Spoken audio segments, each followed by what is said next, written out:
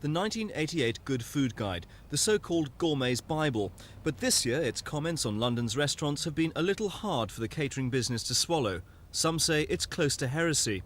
According to the guide, £50 a head for dinner is no longer unusual, and that's without any extras. They say their teams of researchers found that prices have shot up since last year. But the guide has got into hot water over these claims. It says that here at the Mayfair Hotel, prices have risen by 30%, but that's fiercely denied by the hotel's management. They accept that one dish, made with monkfish, has risen by that much, but that's because it's in short supply. Other prices have risen by only 8%, and some dishes are actually cheaper this year.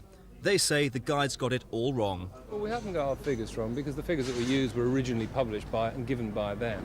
And then we checked, but it shows the confusion on restaurant prices that exist. I mean, we have a ridiculous situation where the management says it's one price, but when we went along as people prepared to spend our own money and actually said, how much is this going to cost, we were being told something different. Do you think you actually do enough research on checking your facts and figures? We do as much as is physically possible. The restaurants get an 8-page questionnaire which they fill in. These are checked, double-checked and triple-checked.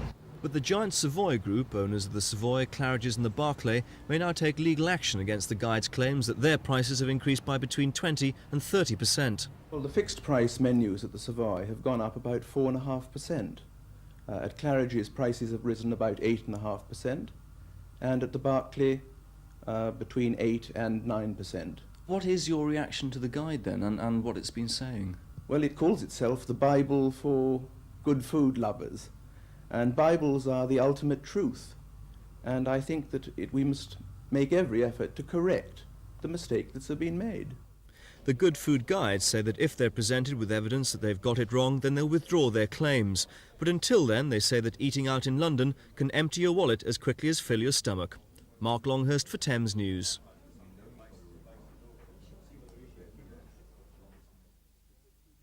The mistake that's been made.